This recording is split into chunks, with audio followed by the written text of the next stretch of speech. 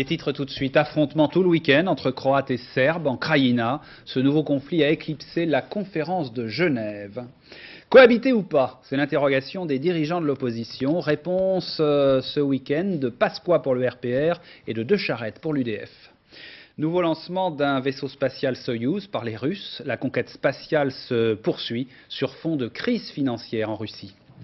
Invité du journal, le couple vedette du film hilarant de Jean-Marie Poiré intitulé Les Visiteurs, Valérie Lemercier et Jean Reno. Bonsoir. Bonsoir à tous les deux, à tout à l'heure. Voilà, et avant tout cela, un cocorico. Patricia Chauvet a gagné en Autriche sa première épreuve de Coupe du Monde. C'était un slalom spécial dames. Et à l'arrivée, elle devance celle qui est en tête, justement, de la Coupe du Monde, Anita Wachter. Thierry Clopo, récit. Cela faisait 5 ans qu'elle attendait cette première victoire en Coupe du Monde. Ce matin à Oss, en Autriche, dès les premières portes, Patricia Chauvet, gonflée à bloc, 4e de la première manche, la skieuse de Montgenèvre attaque en confiance. Patricia veut faire aussi bien que la dernière Française à avoir remporté un spécial en Coupe du Monde. C'était Christelle Guignard en 85 à Bad Kleinkirchen. Aujourd'hui, Patricia Chauvet se sent forte, d'autant plus qu'elle sait que Vreni Schneider, la Suissesse, la grande favorite, a enfourché dès les premières portes. La maladie de l'an passé, une mononucléose, est oubliée. Patricia Chauvet retrouve ici à Oss tous ses moyens, le meilleur temps, 1 minute 38 secondes et 24 centièmes. À 25 ans, Patricia ressuscitée tient enfin sa première victoire en Coupe du Monde. Maintenant, je me sens en pleine forme. Et puis, c'est vrai qu'avec les résultats aidants, ça met de plus en plus la hargne et tout. Et puis, je vois que ça revient bien et que je vais pouvoir bientôt mesurer avec tout le monde, quoi. Patricia sera sans aucun doute l'outsider numéro 1 du spécial des championnats du monde dans une quinzaine de jours au Japon, à Marioka. Ce sera en direct sur France 2. L'imbroglio yougoslave maintenant, on n'en voit pas la fin et surtout il est difficile de s'y retrouver. L'affaire de Bosnie et la conférence de Genève sont passées au second plan ce week-end. On voit se dessiner maintenant un grand affrontement entre Croates et Serbes. Le prétexte, la Krajina. C'est une région de Croatie, mais elle est à majorité serbe. Elle était en principe sous le contrôle de l'ONU. Les Croates ont attaqué ce week-end pour récupérer des points qu'ils jugent stratégiques. Les Serbes, bien sûr, ont répliqué. Véronique Tavo, explication. Belgrade, le bureau de recrutement des volontaires serbes. Depuis ce matin, le bureau ne désemplit pas. Tous sont volontaires pour partir se battre en Krajina pour défendre la Grande Serbie. En 3 heures, plus de 150 volontaires, certains déjà en tenue de combat, se sont présentés, tous prêts à rejoindre immédiatement les milices serbes en Krajina. Sur le terrain, les attaques se poursuivent et semblent même redoubler d'intensité. Selon différentes sources, les combats auraient fait 120 morts côté serbe, 30 côté croate et de nombreux blessés de part et d'autre. Cible principale des attaques croates, le pont de Maslenica, situé en zone serbe. Un pont stratégique pour les Croates, c'est en effet le seul point de passage routier entre la Croatie du Nord et celle du Sud. Détruit en 91, les Croates n'ont depuis cessé de réclamer sa reconstruction. Escalade militaire, mais jusqu'où? Zagreb semble plus que jamais décidé à restaurer son autorité dans la région. Ce matin, l'armée s'est emparée de Krno, un village serbe situé sur la ligne de cessez-le-feu dans l'enclave de la Krajina, pourtant sous protection de l'ONU.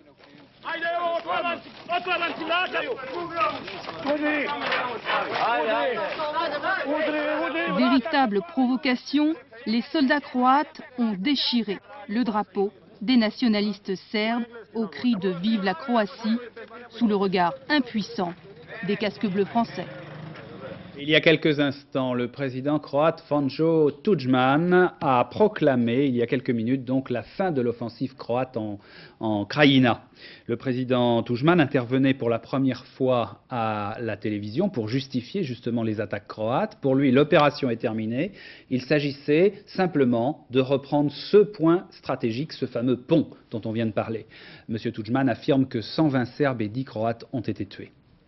De leur côté, les Serbes lancent des avertissements aux Croates, mais ne veulent pas dramatiser. Il n'empêche, ils s'organisent sur le terrain. Écoutez ce qu'a dit tout à l'heure Agerar Sebag, le ministre serbe des Affaires étrangères, en duplex de Belgrade.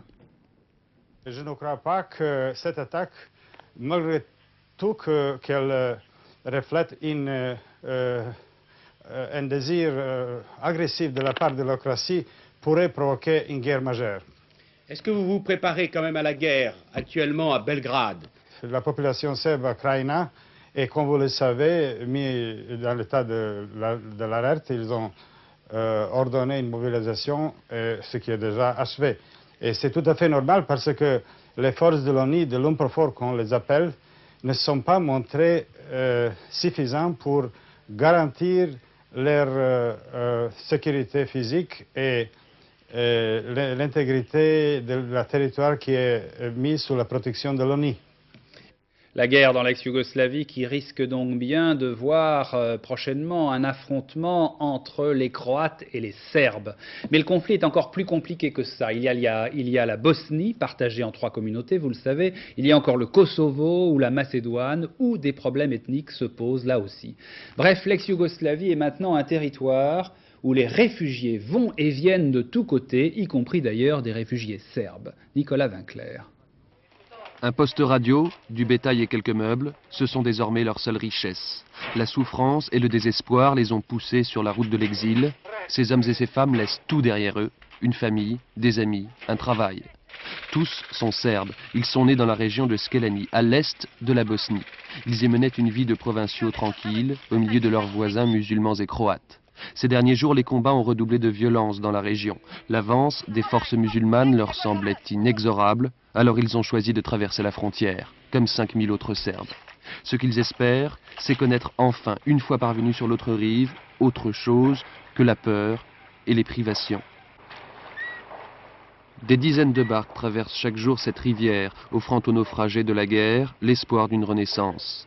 À quelques kilomètres de là, dans le village de Bajina, l'accueil s'organise. La plupart de ces réfugiés seront accueillis par des familles serbes. Pour eux, c'est une nouvelle vie qui commence, sans doute loin de leur village natal, loin de ses voisins croates et musulmans, avec qui l'on partageait hier des souvenirs, avec qui on ne partage aujourd'hui que des ressentiments, de l'amertume et de la haine. En tout cas, je vous le disais, la conférence de Genève est passée au second plan. Toute la journée, on a parlé à Genève que de la reprise des combats en Krajina avec cette question. Pourquoi les Croates ont-ils attaqué maintenant, au moment même de la conférence? Jacques Merlino à Genève.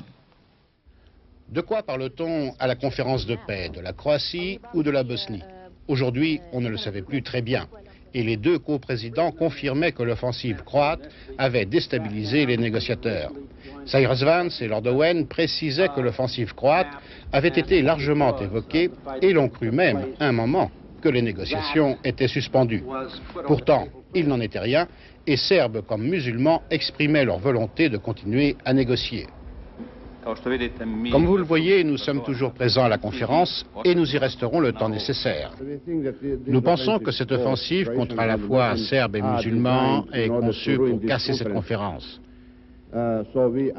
Mais nous n'allons pas partir, même si nous devrions le faire, car cette conférence a de bonnes chances d'aboutir à la paix et à un accord politique. Et puis ici, tout le monde s'interroge, pourquoi cette offensive croate en pleine conférence de paix? La réponse des diplomates tient en 2 points. Premier point, les Croates ont déjà obtenu l'essentiel des territoires qu'ils revendiquent en Bosnie. Deuxième point, ils se méfient d'un accord qui donnerait aux Serbes de Krajina les mêmes droits qu'à ceux des Serbes de Bosnie. Et pour cela, ils seraient tentés de prendre le contrôle de la Krajina avant qu'un accord soit signé ici sur la Bosnie-Herzégovine. Pour cette raison, ils cherchent à gagner du temps, quitte à torpiller la conférence de Genève.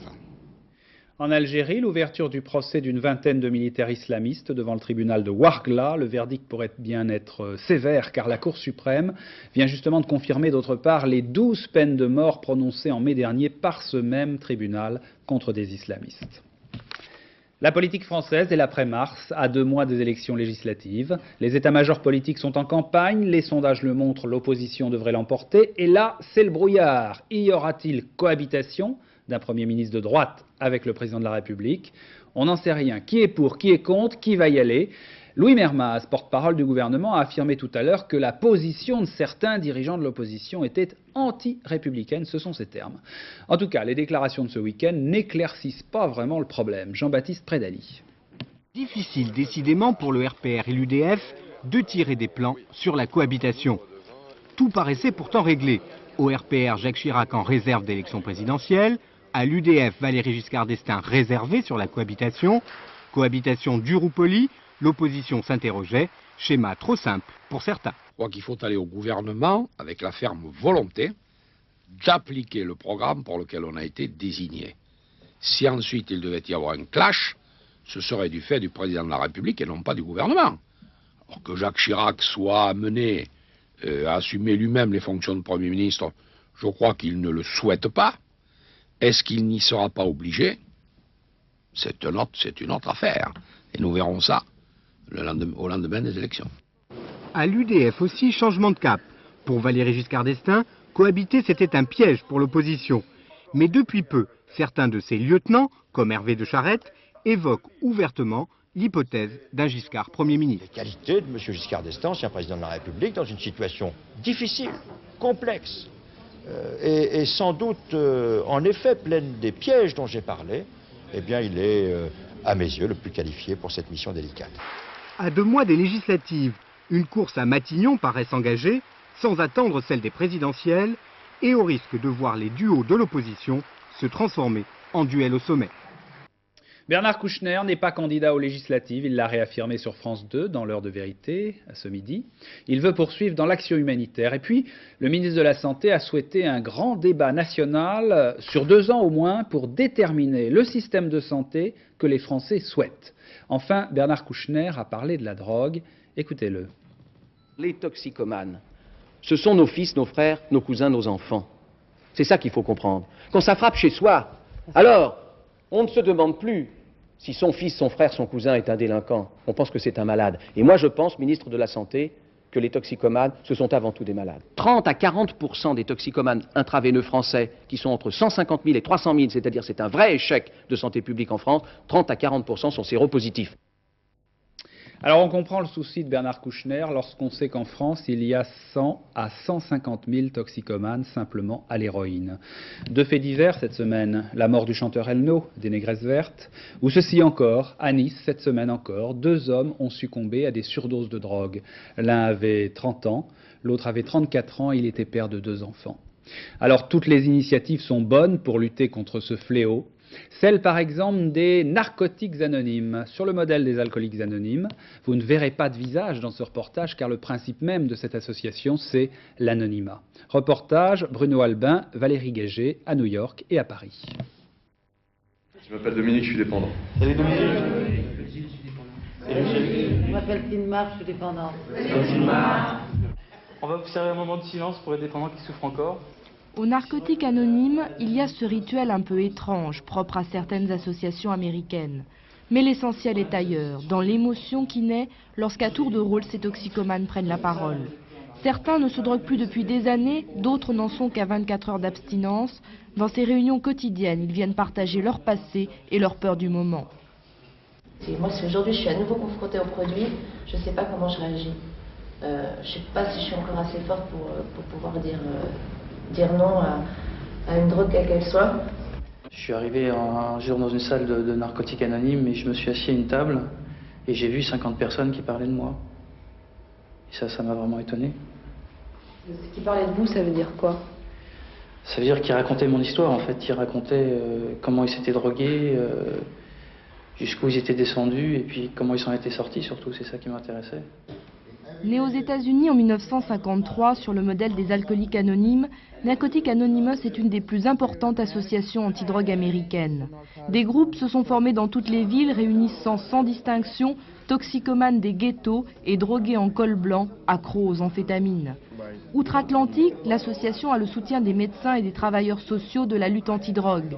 Le programme, à mi-chemin entre la thérapie de groupe et la fraternité, constitue selon eux une bonne thérapie d'appoint.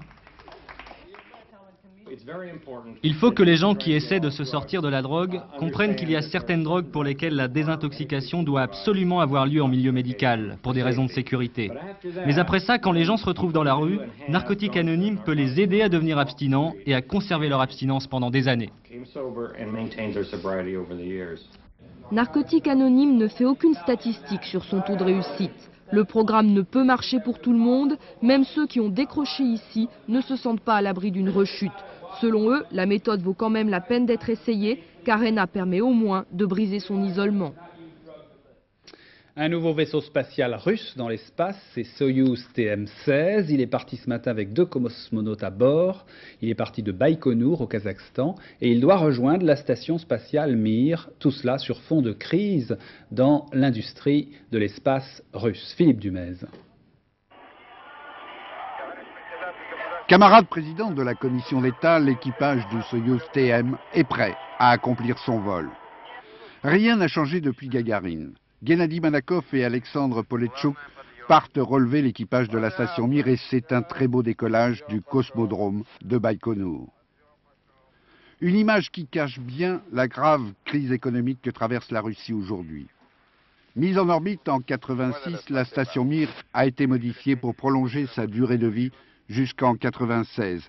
Mais personne ne sait si on aura les moyens d'y garder des équipages en permanence jusque-là.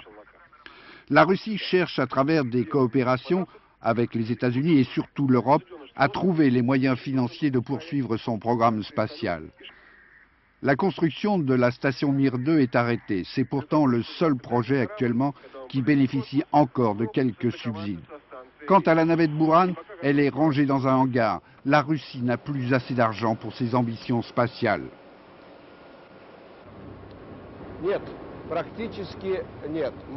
Non, décidément non.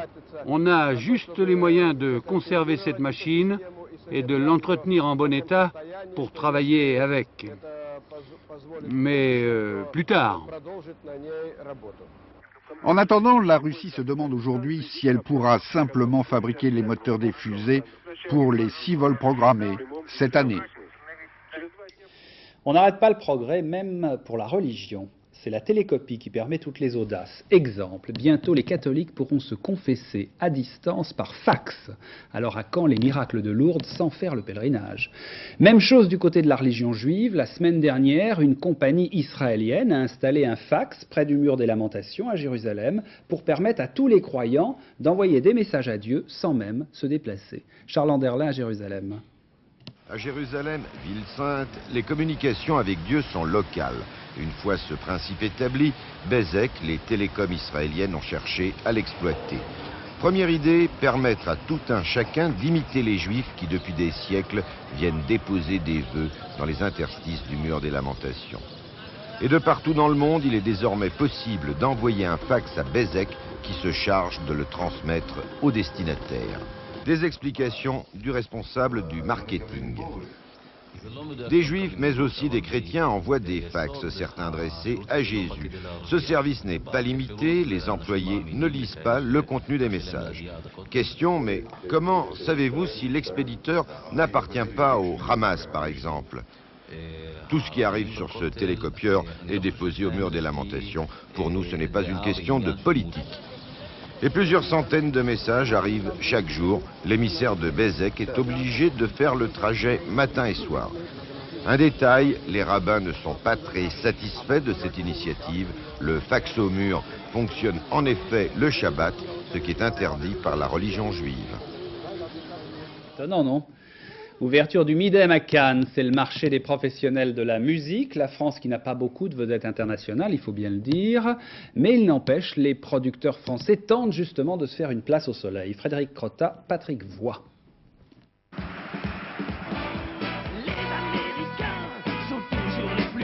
C'est avec ce clip à l'américaine d'un groupe typiquement français que l'aventure a commencé pour Bruno Wenzal. Producteur de vidéos, il est aujourd'hui un des derniers producteurs indépendants de musique rock. Un pari difficile pour ce Toulousain de 30 ans. Sa société emploie 15 salariés et réalise un chiffre d'affaires de 20 millions de francs. Le secret pour tenir, je crois que c'est avant tout savoir choisir un petit peu les gens avec lesquels on travaille, c'est-à-dire les groupes avec lesquels on travaille au quotidien. Et puis, même si ça peut paraître un peu strict, une bonne gestion. Une bonne gestion, mais aussi un créneau. Bruno Wenzal travaille avec des groupes de province auxquels il croit, et certains, comme ces rappeurs marseillais, commencent à bien s'exporter. Massilia Sound System, qui est un des premiers groupes qu'on a fait signer sur un label américain en licence, qui est le label RAS, qui est le plus gros label de reggae américain. Et c'était le premier groupe blanc et le premier groupe français. Autre stratégie, celle de Fnac Music. 300 salariés, 150 millions de francs de chiffre d'affaires. Une goutte d'eau comparée aux japonais de Sony, 1,4 milliard. Pour damer le pion aux multinationales et vendre français à l'étranger, il faut investir dans des valeurs sûres. Pour cela, nous avons besoin aussi d'avoir des locomotives internationales, comme Willy DeVille, qui est un artiste américain qui est produit 100% à Paris par nous ici, mais qui sert de locomotive aussi bien à l'étranger que sur le marché national, à la fois pour la maison de disques et pour tous nos artistes. La tâche est redoutable, mais il est toujours permis de rêver. Imaginez un peu que Michael Jackson ou Madonna décident de devenir des produits made in France. Il est toujours permis de rêver.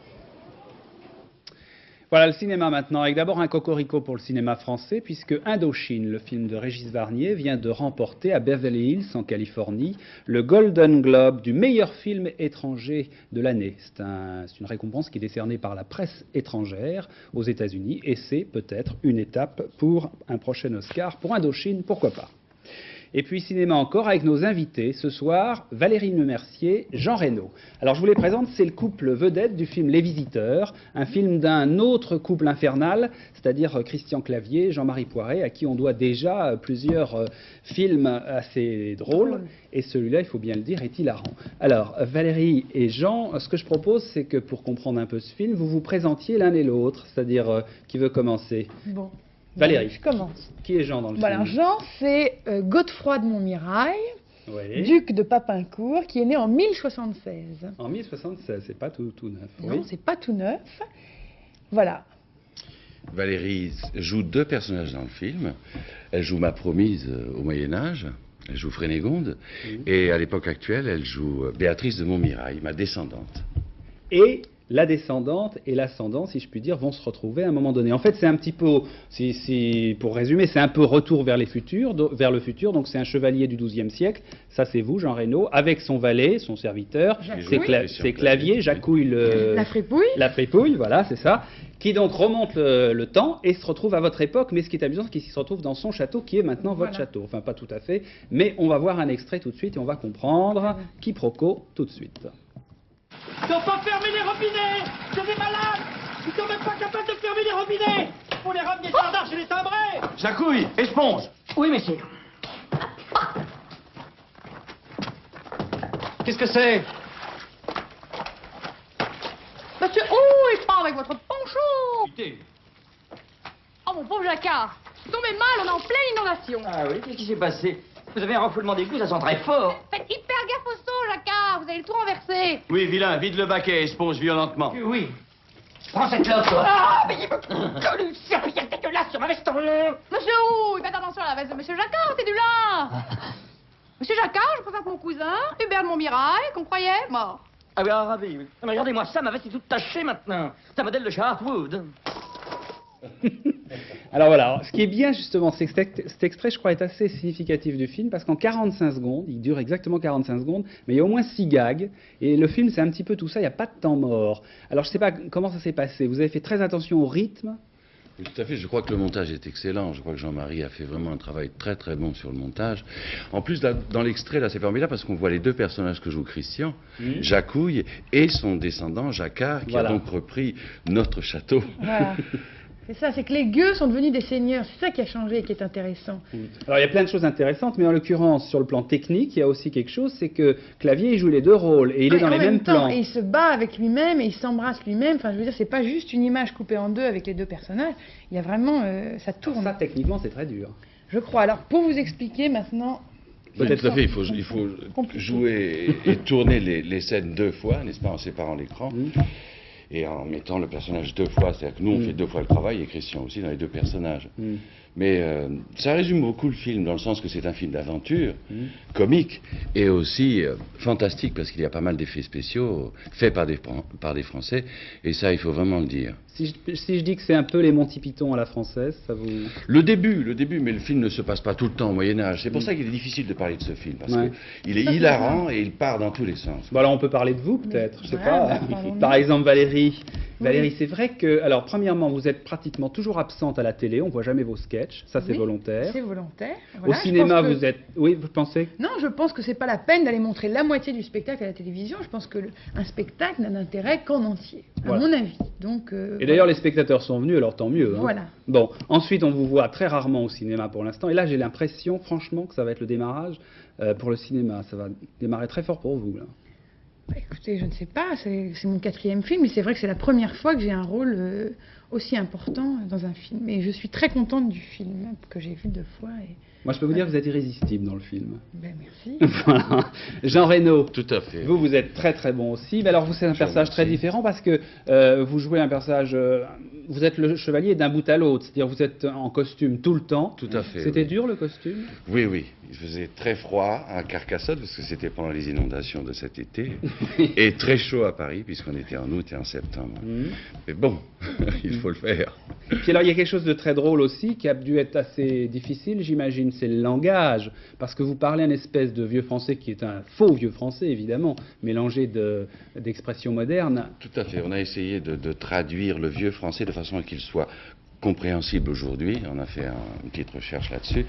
Et je crois que ça marche très bien. Mais ce n'est pas tout le temps, bien sûr. C'est surtout au début, à l'époque moyenâgeuse. Mais c'est ce qui donne un certain nombre d'effets comiques. Tout à fait. En scope, c'est très crédible, cette histoire. Valérie, alors un petit peu vos projets maintenant, parce que justement c'est le cinéma, c'est la scène, Voilà, ben, j'aime alterner les deux. Vous voyez, j'aime le cinéma et le théâtre. Oui, mais la Renardière, pendant ce temps-là. Bah, la Renardière, elle est sous mon coude, hein, je la garde de côté. Vos cousins. Mes cousins vont très bien, enfin j'imagine, voilà, tout le monde va bien. Mais je garde mon spectacle sous le coude, peut-être que je le rejouerai, peut-être que j'en écrirai un autre. J'ai aussi l'intention d'écrire un film, donc après cette sortie de film, je vais travailler chez moi. Comme ça, sagement. Voilà. Et Jean? Sagement. J'ai un projet avec Michel Serrault qui est en train de se développer, et puis d'autres projets aux États-Unis. Et je suis en lecture pour une pièce de théâtre pour la fin de l'année. Bon, ça va pas trop mal. Tout va bien, grâce à Dieu. Moi, je crois que ça va très bien marcher, les visiteurs, mais on croise les doigts. Merci Jean Merci. Reno. Merci. Merci Valérie Le Mercier. Merci. Oui. Et bonjour à vos cousins. D'accord. Hein, à la Renardière. Voilà, ceci encore au chapitre sportif. L'abandon de Bertrand de Broc au Vendée Globe Challenge. Il s'agit de voile, bien sûr. Bertrand de Broc se déroute sur la Nouvelle-Zélande. Il était 4e. C'est Alain Gauthier qui est toujours largement en tête. En automobile, François Delcourt sur Ford en tête ce soir du rallye de Monte-Carlo après 2 journées d'épreuves spéciales. Delcourt devance l'Italien Biazzone sur Ford aussi. Didier Auriol, lui, est 3e sur Toyota. Aguigny a abandonné et Carlos Sainz, qui a eu de gros ennuis, une sortie de route, a aussi abandonné. Je viens de l'apprendre. Enfin, la mode. On va passer aux collections de haute couture. C'est collection été 93. Cet après-midi, un défilé applaudi dès la première robe. Un exploit en cette période de crise. C'était la collection de qui? De Christian Lacroix. Marie-Josée Le Picard. Applaudi dès les premiers modèles, Christian Lacroix a réussi à réveiller l'imagination éteinte par la crise, avec une collection d'un charme inattendu, des broderies pâles sous des tweeds de soie écrue, pas de flamboyance et beaucoup de douceur.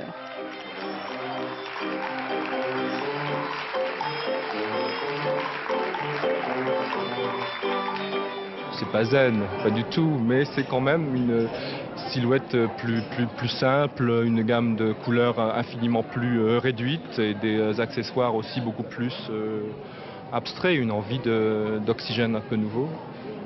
Je crois que c'est quelque chose de plus simple à ma manière, de faire de la simplicité. Pour habiller toutes ces élégantes, il a effacé cette saison beaucoup de références provençales picturales.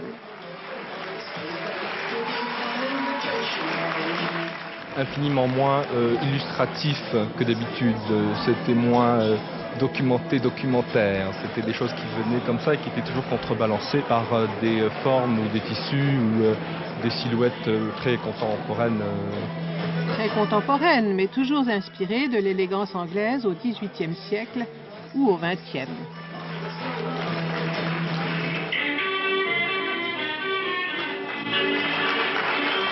Aucun des vêtements qui ont défilé aujourd'hui n'était possible à faire techniquement en prêt-à-porter. C'est la légitimité de la couture de faire des vêtements d'exception et qui soient des pièces uniques pour des femmes uniques et sans honte. Une fois encore, Christian Lacroix a triomphé d'un public toujours blasé, toujours sceptique et qui réclame de ses artistes de savoir sauter toujours plus haut. Valérie Lemercier. Oh, c'est magnifique, c'est beau ces robes. Hein. Ouais. Oui. Mais la comtesse de Montmirail, dans Les Visiteurs, elle n'est pas vraiment habillée en Lacroix. Pourquoi pas hein. Non, enfin, c'est plutôt jupe-culotte. Ah oui, non, oui, je pensais que vous parliez du Moyen-Âge. Ah non, au Moyen-Âge, c'est très BA belle avec très, votre... très moderne. Très moderne, un Bermuda en jean, une petite Lacoste rose. Ouais, voilà, et la R25. Pratique et moderne. Ouais. Mais en revanche, avec votre chapeau pointu en dame du Moyen-Âge, gente dame, vous êtes très bien. Bon. Merci. Merci à vous deux. Beaucoup. Merci beaucoup. Au revoir.